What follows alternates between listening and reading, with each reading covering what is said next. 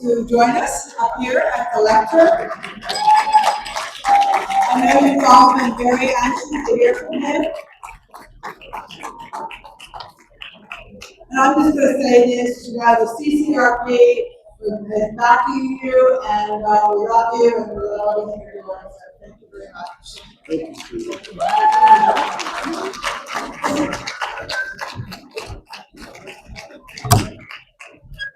All right, your ability to go home is your ability to listen to my speech. So pay attention and give me some decorum, unlike you did Mark Amadei.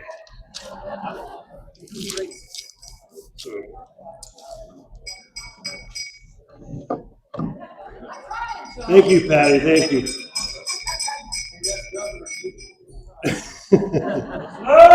All right, everybody. Hopefully you enjoyed yourself tonight, and let's give Susan a round of applause for her effort.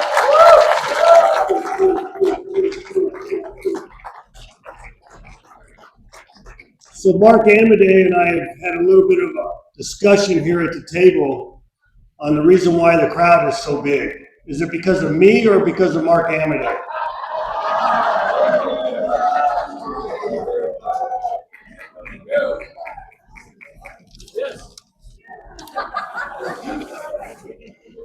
All right, I'm not going to take too much time because the auctioneer took all my time. Hey, a round of applause for the auctioneer, all right?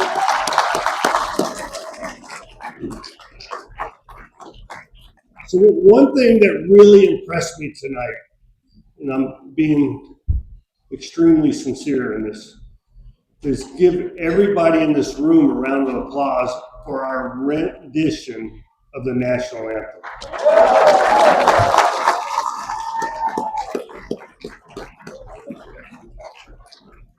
It amazes me when you crowdsource and get everybody to sing at the same time, everybody knows the words.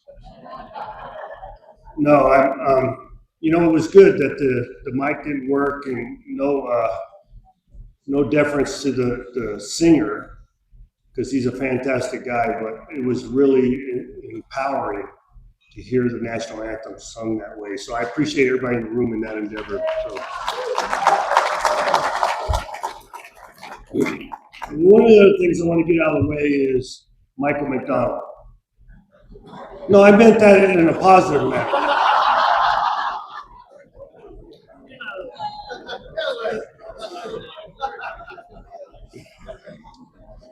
So the state central committee met all day today here in the same room. And hopefully that isn't the reason why there's so many people here. It's because of the Carson City Republican Party meeting. But I had the opportunity to address the crowd here at lunchtime, and I publicly announced that I was going to endorse Michael McDonald for his re-election as the party chair.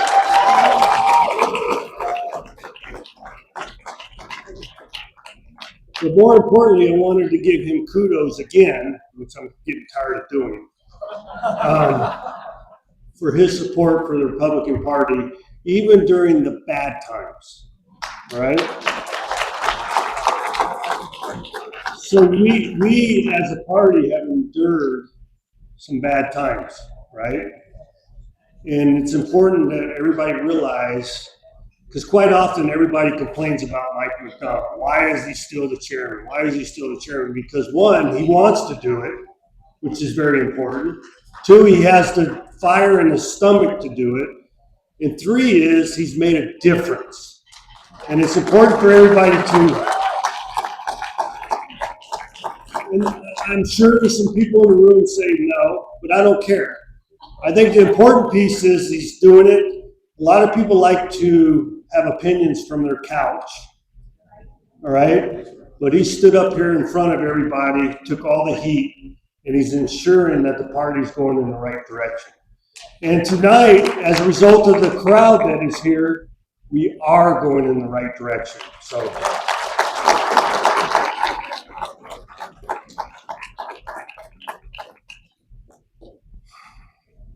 the other thing I want to talk about is a little protest that was taking place in front of the Capitol today. Who said they suck? There you go, there you go. I won't say that, he said that. But the theme of the protest across the United States, not just here in Carson City, was hands off, right? And it's really troubling to me for that to be the title of their protest, hands off, because in my opinion, the theme of the Democratic Party is hands out, right? So what can you do? What can you do to give away taxpayers' money to the benefit to the people that don't feel like working, right? And it's interesting that those individuals are standing out there. And if you had the opportunity or the displeasure of driving by the protest, there's probably 10,000 different signs. They didn't have a central message, but the central message was, what do you mean you want me to go back to work, right? It's ridiculous. And I think it's important for people to realize that the strategy associated with the Democratic Party is stay at home, and what can the government do to give handouts to us and ensure that we continue to support the government and re-elected people that represent them in that manner. It's important for people to understand that, right? So we've created this significant amount of momentum since I got elected, since President Trump got elected, and we can't lose sight of that. We can't lose sight of that because here in the state of Nevada, we professed for the past decade that we are a purple state. And currently we are a red state. Right?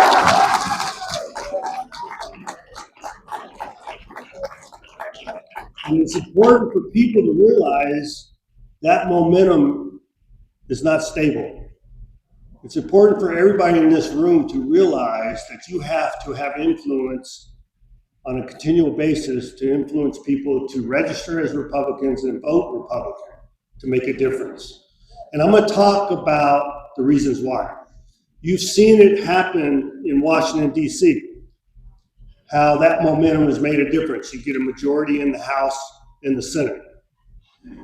You give the ability for our Congressman, Mark Amodei, to make a difference, right? And unless you have that majority, you can't make a difference. You can't make a difference. Which puts me in the situation that I'm dealing with our state legislature, right? We have a majority Democratic legislature. And every day on social media, I get a submissive that says, why isn't Governor Lombardo doing what Governor DeSantis is doing? Why isn't Governor Lombardo doing what Governor Youngkin is doing? Why isn't Governor Lombardo doing what Governor Abbott is doing? Because I don't have that luxury of a supermajority in the legislature that is of the Republican Party. I have a majority of the Democratic Party. And for us to make a difference, we have to continue to register folks as Republicans. We have to convince them to get off the couch and go out and vote to make a difference. So all those great ideas that come forward, the answer to them is we pass them as law, not as veto. Right now, the only authority I have is veto. And veto is bad government. We have to have them come forward and say, this is good government, this is a good law, let's pass it and have the ability through the majority to pass it. With that being said, I think it's important. Mark Amodei did a fantastic job of introducing some of the dignitaries in the room. But I want to repeat some of them. And those are your state representatives. Those are your legislators in the room tonight. So hold your applause, because I'm going to have them all stand up at once. Because they're the ones that are holding the tide back. They're the ones that have their finger in the dike, preventing chaos. Because I don't have a majority. they're helping me help you to have a quality of life within the state of Nevada. And they quite often, because it's no issue for them, but they quite often had the disservice of nobody knowing who they are. So it's day 61 or 62 at the legislature. The legislature is 120 days. At day 60, they stop getting paid. Some people are laughing, but some people have to understand this. These people are doing it out of their own fruition. They stand up and raise their hands and they deal with all the naysayers and everybody that's smarter than them, and why aren't you doing this? Why aren't you doing that? And they say, well, I am. I'm going to stand up, raise my hand. I'm not going to get paid and disrupt my life for 120 days to come to Carson City and ensure that we have good government. And they deserve good recognition, the appropriate recognition. And those individuals, if I could have you stand up, and that's Lieutenant Governor Scarlett Anthony. No, hold your applause. Hold your applause. I don't want to wear you out. And that's our controller, Andy Matthews. Hold your applause. That's one of my directors, James Settlemeyer. James, stand up. Because he did 12 years in the legislature. And now he's decided to come work for state government. Now he knows why everything is screwed up, right? So we got State Senator Dr. Titus. Please stand up, Robin. State Senator Lisa Krasner. Assembly Member DeLong. Richard. Assembly Member P.K. O'Neill. Assemblyman, I'll talk about that. I'm glad you said that, PK, because I'll talk about that in just a second.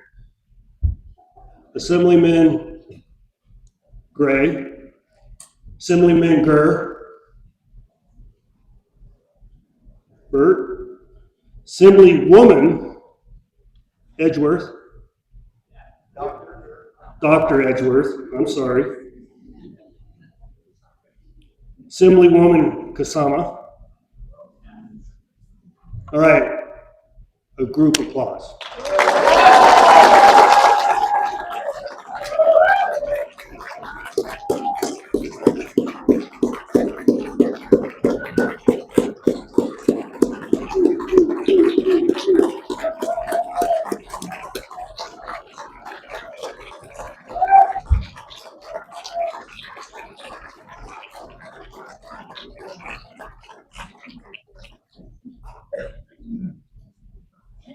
So PK eloquently mentioned assemblyman versus assemblywoman.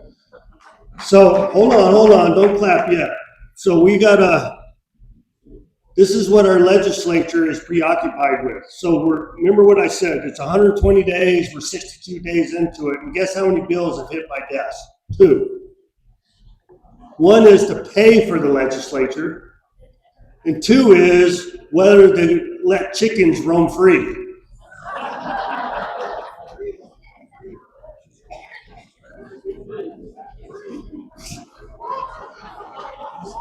So one of the resolutions they did as a legislature, besides those 2 bills, is to determine whether an assembly person is represented as a woman or man or a member. And the vote ended up being a member, which shows you how screwed up we are, right? Because that's what's of importance to those individuals versus what's important to our citizens of the state of Nevada. We only have 120 days. Every other year we meet as a legislature. What are the 3 parties of government? And this is what they're preoccupied with.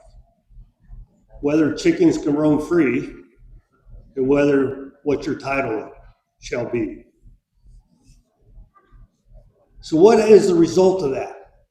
That lack of effort or that effort is as you go into May, which is the last month of the legislature, you have a couple of decisions to make, whether we're going to go into a special sessions to determine key issues, or whether we're going to suspend all the rules that remove your ability to participate as citizens, we're a citizen legislature, in order to push legislation through. It's important for you to realize that. And I didn't intend this to be an education of government tonight, but I think it's very important that people understand that. This is the tide that we are fighting for in the state of Nevada. And this is why when we go into 2026, reference Congressman Amadei's statement is for us to keep the momentum moving forward.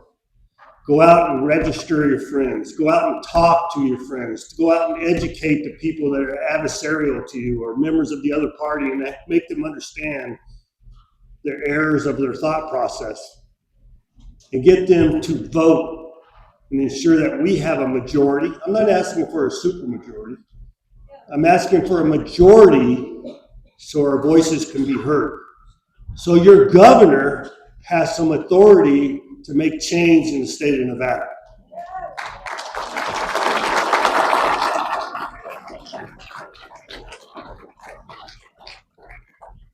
So we went through the last session after I got elected, thank you.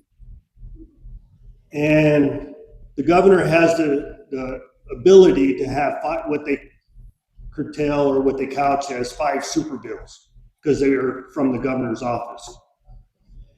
And as I presented my 5 bills, as we went through the process last session, and we get in the majority of the session, I had a discussion with the majority leader. And I said, hey, what the hell's going on? My bills haven't been heard. And the response was, just because you're the governor doesn't mean you get a hearing. That's what you deal with when the other party has the majority. We have to change that. Because my bills are not personal to me. They're personal to you.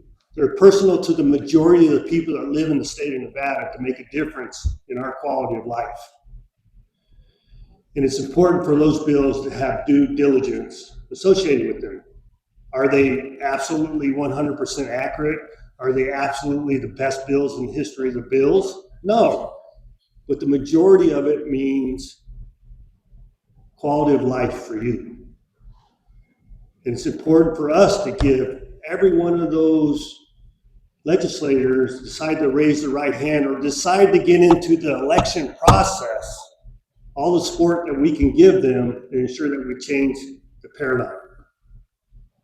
And that's why I'm up here tonight in the size of this crowd. And I think this is the largest crowd for Carson City, isn't it? Yeah. Susan? Yes. You know why it is? Not because of me, obviously not because of Mark Amadei. It's because people care. People have seen the momentum and they want to make a difference. They want to change the fabric of what we're dealing with in this country. Because they're tired. People are freaking tired. And the Democratic Party has not seen the election results of November as a mandate.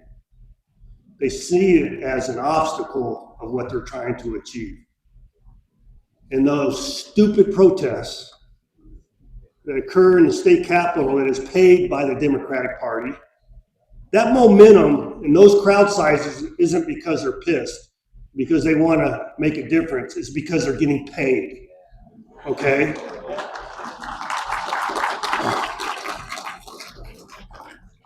So don't lose sight of that. Example being New York. So New York, they were on social media professing 10,000 people, people are pissed. We're making a difference. You know how many people live in New York? And you know how many people are registered Democrats in New York? And 10,000 people, that means nothing. AOC and Bernie Sanders going out on the oligarch circuit. You know, they get a couple thousand people, oh, people are pissed. No, don't lose sight of that. we still are strong as a group. We are still making a difference. And the one thing I would admonish everybody in this room to understand about social media, they are not important, okay?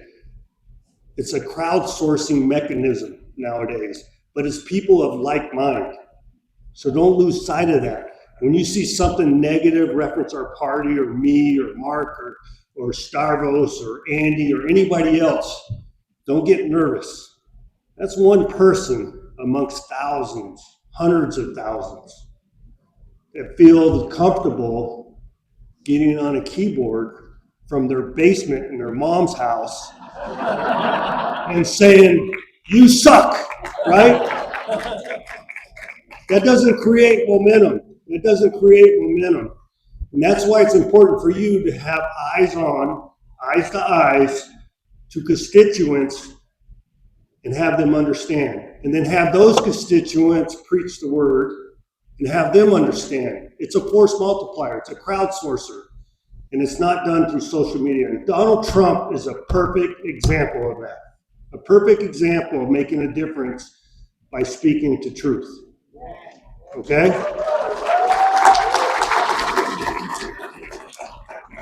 So real quick, because the auctioneer took all my time. What the hell, dude?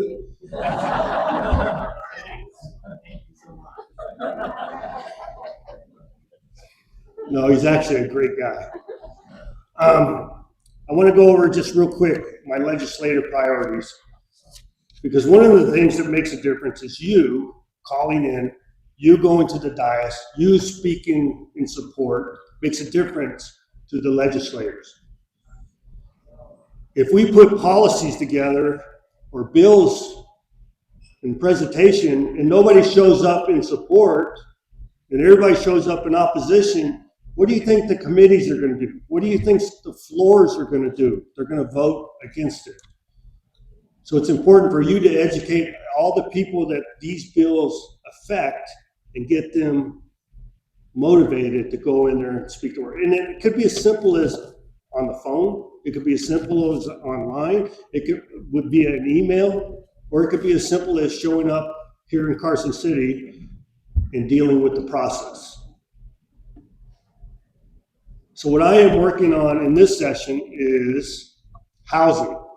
One of my bills came forward, AB 540, here recently. I need you to support that. And that is housing.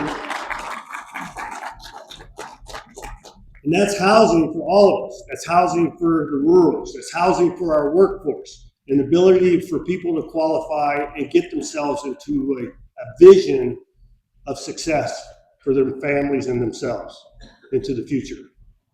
Without housing, our economy dies. The other one is healthcare. How can we improve upon healthcare within the state of Nevada, in the rurals, and in our huge urban areas of Washoe County and Clark County, and getting our doctors to stay in the state of Nevada and provide quality healthcare. Okay? The other one is education. And how do we improve upon school choice? And how do we improve upon accountability for the administrators that spend those billions of dollars that the state provides to them to provide education to our kids? There's details in the bills. The other one is crime and how we as society deal with criminals. In the last session, I had a crime bill that brought forward some good solutions in this soft on crime attitude that the Democratic Party brings forward. In this session, all those things that didn't make it through the evaluations and the checks and balances in the last session are being brought forward through this session. And that is an attitude, if you commit a crime, you're going to do your time.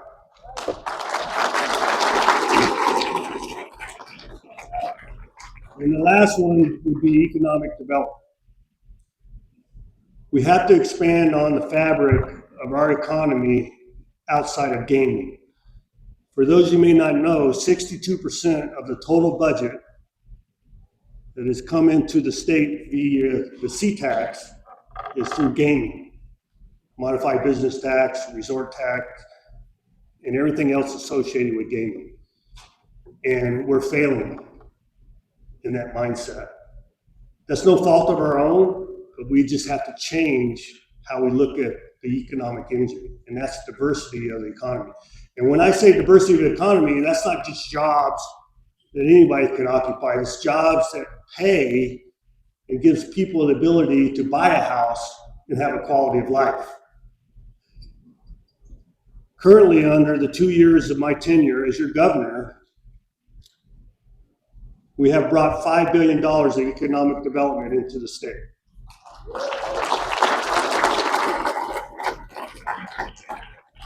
But here's the issue. Here's the issue. If you look at this, if you pay attention to the media and you look at the stats, we're number one in unemployment. Number one, 5.7% in the nation.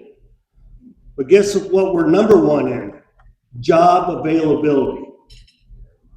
And you're wait a minute, Governor, that doesn't make sense. I went to public education. Even Mark understands this. We're number one in job availability, but we're number one in unemployment. You know why? Because they're not quality jobs.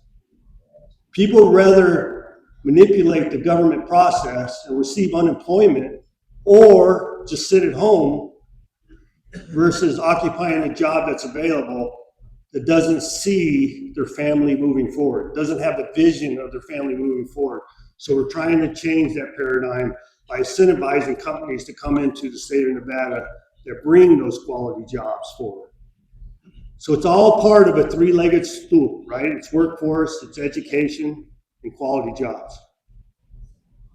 And we have to work together in order to accomplish these goals.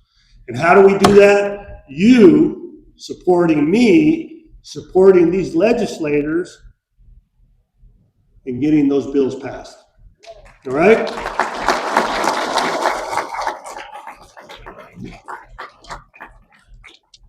So I'm going to leave you with this. Thank you. Thank you for everything you do. Thank you for making a difference. The fact that you are here tonight is a testament that you are making a difference. All the individuals on social media that are talking bad about all of us, and in particular me, and a little bit on Star Wars Anthony, who cares? Starvos said the line is, fuck you.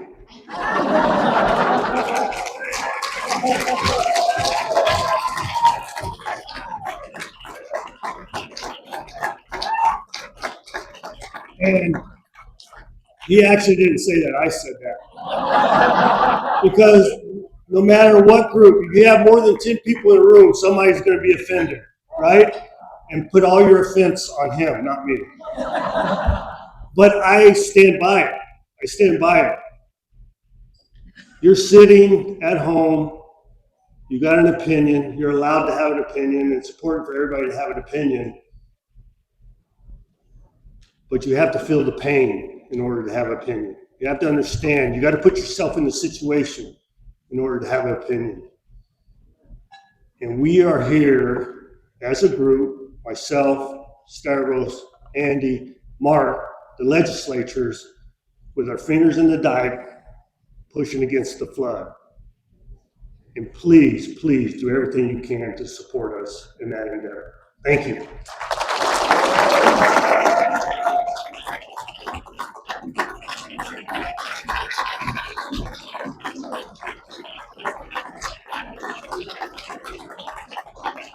Yeah.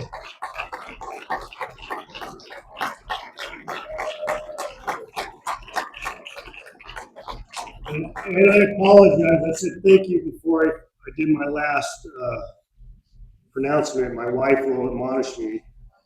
But, you know, speaking of that, I made the ultimate faux pas. I didn't introduce my wife, the First Lady, Donna Lombardo.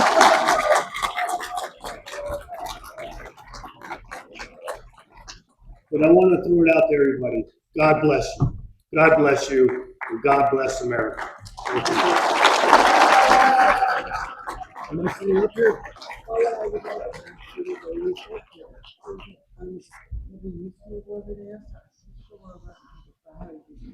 Okay. All right. All right, thank you. Thank you. Everybody have a good night. All right.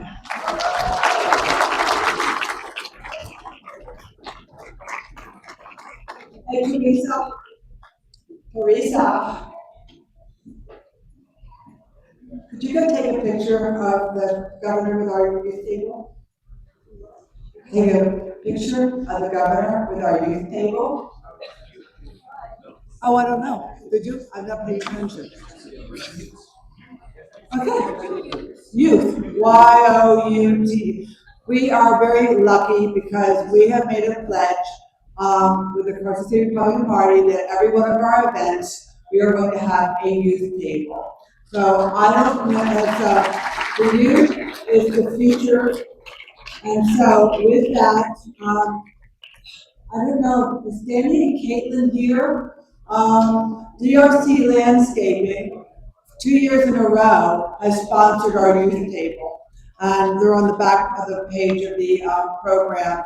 They are amazing and our young family, and so they believe in the youth also in our future. So I would at this point say the silent auctions will be closing in about 10 minutes. Meanwhile, I would like to invite Michael McDonald to come up and say a few words, check out your silent auction items, and also, we've not done this before, but then, you know, after that, at the silent auction close, we still have music and the bar will still be open, so you don't need to rush. We can stay, hang out, and enjoy yourselves a little longer if you'd like. Michael! Woo-hoo! Another round for our governor. Awesome job. Ladies and gentlemen, make sure you get back there signing those auction items. This is how we keep this party rolling. We have to make sure. One thing I want to mention before we everything leaves out, today at the legislature, at the Republican Party was with the legislature. The group came together and we, let's say endorsed? Strongly, I'm going to say endorsed. We strongly supported from the Republican Party, Joe Lombardo, Mark Amade, Andy Matthews, Starbucks Anthony. So that's how we started. When we come together for our July meeting, the curtain comes down on the legislature. They can start raising money. Get behind all your candidates. Give them money. Give them your time. Give them every effort you can. At the end of the day, it lies on all your shoulders. As the governor mentioned, he's up here along with everyone else fighting for us. So please dig deep in your pockets. Go back there. I think make sure you sign Joe Weaver's name to a couple of those baskets. Or Joe Lombardo's, one of those two baskets. Or Congressman Mark Amade. But listen, have a great night. This is a great success. It's a testament of what we're going to do next year. God bless you. Susan, great job. And before we leave, I want to wish Eileen Rice happy birthday. One more time, girl. Have a good night, everybody. God bless you. Travel safe.